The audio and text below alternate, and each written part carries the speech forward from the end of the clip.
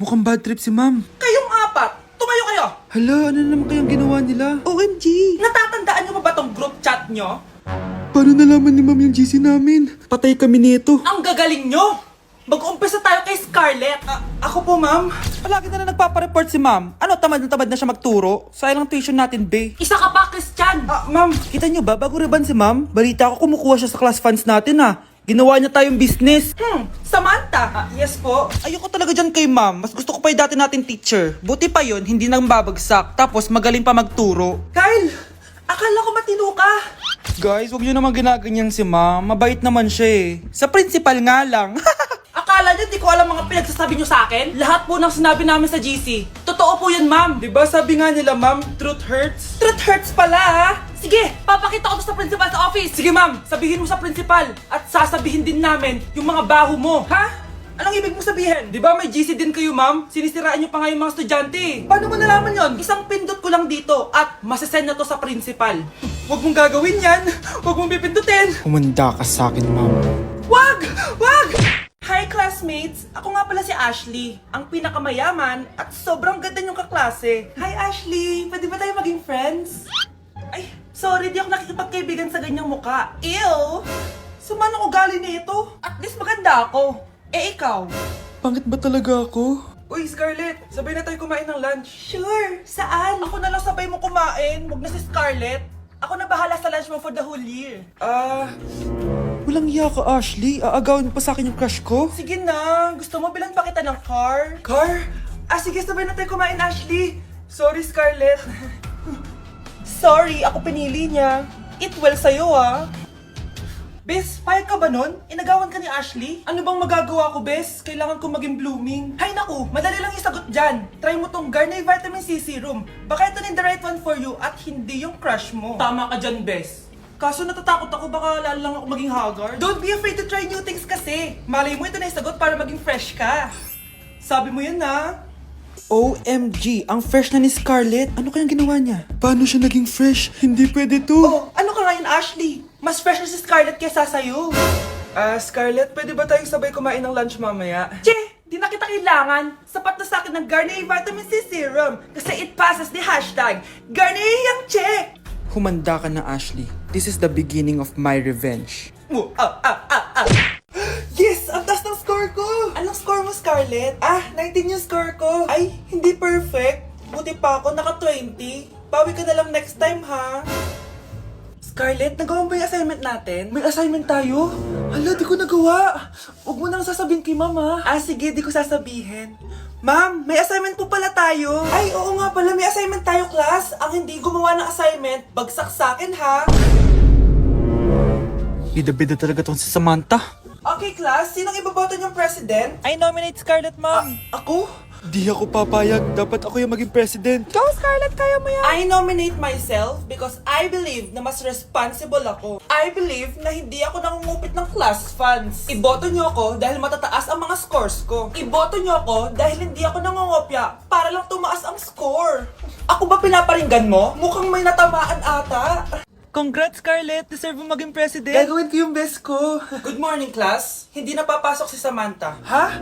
Ano nangyari? Ang balita ko, nag-drop na siya dahil sa sobrang pressure sa nanay niya. Palagi siya pinapagalitan kapag hindi perfect yung score niya. Nagalit din yung nanay niya nung hindi siya nanalo ng president. Kaya, na-depress talaga siya. Kawawa naman pala siya.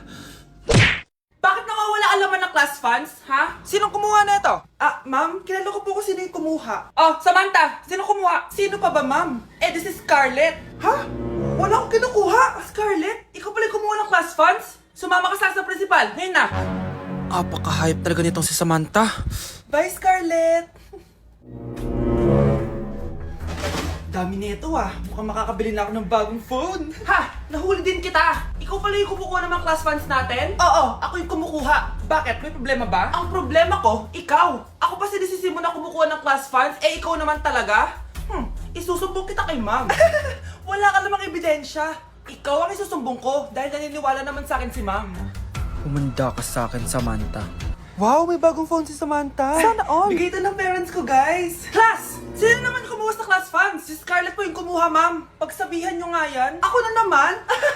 Nagpapatawa ka ata, Samantha. Talaga ba, Samantha? Kitang-kita ko na kumuha ka dito. At narinig ko, nabalak mo na naman si Scarlett. Ma'am, di po ako yun.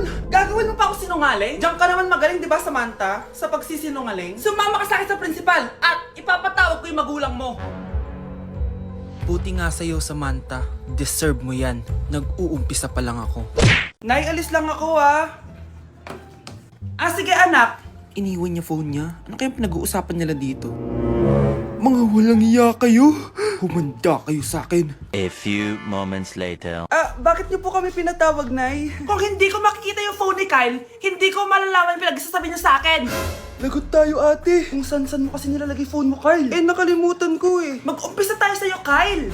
Anay, puro na lang itlog at hotdog niluluto ni nanay. Mas masarap pa magluto yung kapitbahay natin. Sige, next time, ipagluluto kita ng sinigang na hotdog. O ikaw, Brianna. Alam niyo bang nagalit sa akin si nanay kasi dati with high honors ako, di ba? Tapos ngayon with honors na lang. Siya nga bagsak nung high school eh. Oo, bagsak ako. Pero top 1 ako ng kinder. Kevin? Wala akong sinasabi ha. Grabe talaga si nanay. Umaga pa lang galit na siya. Tapos utos pa siya ng utos. Bawal ba magpahinga sa bahay na to? Grabe. Wow, wala ka palang sinasabi At ikaw, Scarlett? Yes, Nay. Mga be, alam niyo bang galit na galit sa akin si nanay dahil daw nag-boyfriend ako na maaga? Siya nga maaga nabuntis eh. Di naman ako nagalit sa kanya. May problema ka ba sa maagang nabuntis? Wala akong problema, Nay. Idol nga kita eh. Ha? Anong idol? Buntis din ako. Uy, Scarlett, di ba ex-boyfriend mo yung bago ni Samantha? Samantha, tinraidor mo ko. Hi, Scarlett. Sabay na tayo mag-review.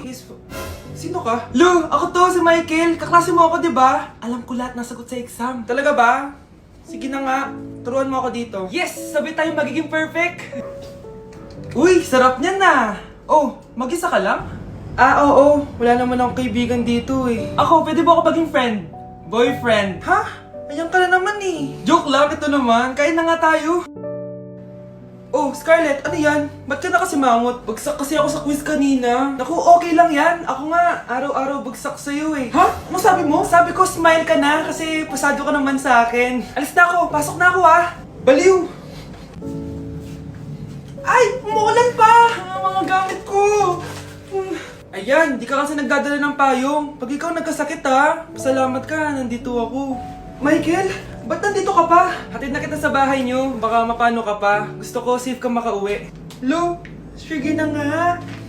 Go na, Scarlett? Michael? Ship ko kayo. You may kiss the bride. Kiss na kayo? Anong kiss? Lu, parang di gusto. Dalian yan, nakis mo na sa noo. Humanda ka, Scarlett. Tapos na yung maliligayang araw mo. Hi, Bes! Uy, Bes! Boyfriend ko nga pala, Michael, si Samantha, best friend ko. Hello, Samantha. Nice to meet you. Hi, Michael. Ako nga pala si Samantha. Una na kami, Bes, Bye-bye. Masaya naman kami dati. Inagaw lang siya ni Samantha. Yung best friend ko pa. For our last question, ano ang full name ko? Wala naman yun sa lesson Siyempre, dapat alam niyo yung pangalan ko. Dami namang alam nito. Di ko maalala full name niya. Perfect na sana ako eh. Kapag di nyo nasagutan yan, minus 10 kayo sa akin. Aba, ma'am, paano naman malalaman yung full name mo? Di ka naman nagpakilala sa amin. Ano ka, sikat? Artista? Ang lakas mo mag-minus kapag di nasagutan yung full name mo? Sige nga, ano full name ko? Kapag di mo nasagutan, ma-minus ko yung sweldo mo. Tsaka magagamit ba namin yan kapag nagtrabaho na kami? Di naman, diba? Pakin namin sa full name mo. Okay, class. Last 5 minutes. Hirap naman nito. Be, ano sagot sa number 10? Huwag ka mong sa akin, Samantha. Mapapagalitan tayo kay ma'am. Tamot mo naman. Ayaw mo akong pakopyahin, ha? Bilisan nyo, class. 1 minute na lang. Ma'am, nangangopya po si Scarlett sa akin, no?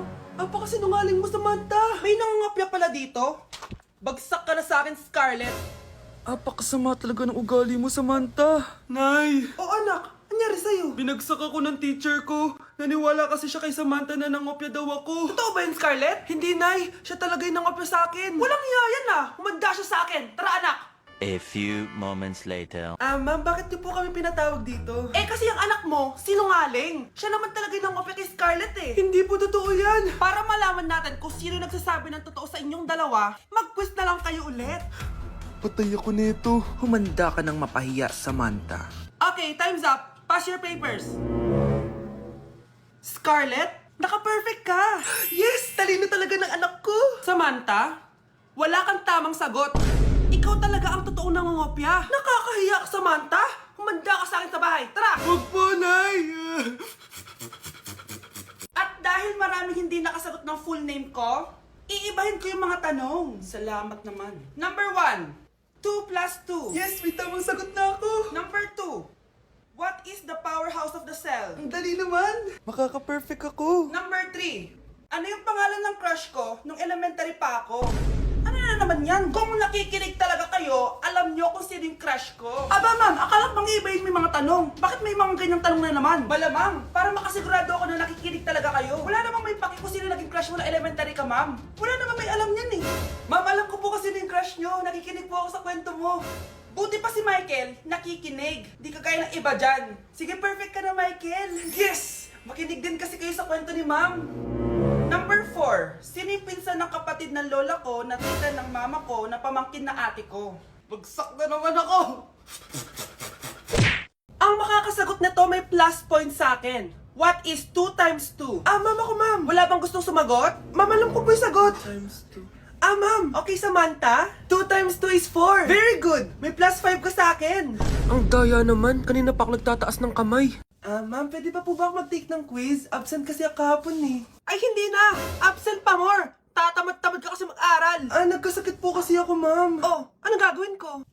Ma'am, pwede ba ako mag-quiz kahit absent din ako kahapon? Oo naman. O ito, magsimula ka na. Thank you po, ma'am. Bakit siya pwede mag-quiz, ma'am? Bakit? May problema ka ba? Oo, may problema ako. Favoritism ka. Palagi na lang sa Samantha yung binibigyan mo ng chance. May galit ka ba sa akin, ma'am? Sabihin mo. Hindi ako galit sa'yo. Pero sa nanay mo, oo. Wag na wag mong dadama yung anak ko sa problema mo sa akin. Nay, anong meron? Yang nanay mo, pabida. Dapat ako yung top 1 ng high school kami. Alam naman natin dalawa na deserve ko talaga maging top 1. Hindi kagaya mo, binabayaran yung school para tumaas ang grade. Totoo ba yun, Nay? Sinungaling ka! Mana ka naman para sa nanay mo, Samantha. Nga pala, alam na ng principal yung pagiging favoritism mo. Good luck na lang sa'yo, ha? Hala, na paano siya? Be, anong iniiyak-iyak mo dyan? Nagre-relapse ako, be. Nakita ko kasi mga favorite song namin sa Spotify rap results ko. Lo, OA mo, be. Okay, class. Kanina notebook to? Hala, diary ko ba yun? Sige, tatapon ko na to. Total, wala naman may-ari sa inyo, ha? Ma'am, wait! Diary ko po yan. Oh, Scarlett. Pwede mo bang basahin sa buong klase kung anong laman ng diary mo? Babasahin? Ma'am, nakakahiya. Go, Bes! O, ganito, Scarlett. Pag binasa mo yan, may plus points ka sa akin. Sige na nga, para sa plus points. Dear Diary, niligawan ako ng crush ko. Para ako nasa movie at kami yung bida. Siri, play Snow on the Beach. Yee! Ang harot, ha? Kaya pala may Taylor Swift ka sa Spotify rap mo, ha? Ano ba? Ito na nga, next na. Dear Diary, nagselo siya sa boy best friend ko. Gusto niya na makipaghiwalay sa akin. Hindi ko kayang mawala siya. I will die for you. OMG! Hula ko. Nasa Spotify rap mo si The Weeknd, no? Eto na nga. Medyo masakit to. Dear Diary, balita ko, may bago na siyang girlfriend. At yung best friend ko pa yung bago niya. Paano nila nagawa sa akin to? Parehas silang traidor. Hala, okay lang yan, bes. Kaya, ayun. Nasa top song ko yung Kill Bill ni SZA. Magre-relapse na yan! Tumigil nga kayo! Oh, class! Tumigil na! Hello ma'am. Sorry I'm late. Nga pala, class! May bago pala kayong kaklase! Dear Diary, eto na ba yung binigay ng universe para sa akin? Hi classmates, my name is Jake. Ang pogi ng pangalan tapos ang tangkad niya pa. Siya na talaga yung para sa akin. At sa mga nagtatanong, may jowa na po ako. And 3 years na po kami. Dear Diary, suko na ako. Ayoko na magjowa. Mamamatay na lang talaga akong single. Anak, tignan mo tong balita. Hiwalay na daw yung Katniel. Tingin nga, Nay. Baka fake news lang yan, ha? Pinost ni Catherine. Hindi! Hindi pwede mawala ang Katniel. Hindi niya! Catherine! Bakit niyo ginawa sa amin to? Okay na ito. Breaking news! Walang pasok on all levels dahil hiwalay na ang Katniel. Pati sa balita ang OA, kala mo di ka nanonood ng movie ng Catherine, ha? Umiiyak ka pa nga eh. Ayun na, nakakakilig naman. Wala nang nangyari. Hindi ka mamamatay. Oo na! Die hard fan ako ng Katniel! Hindi.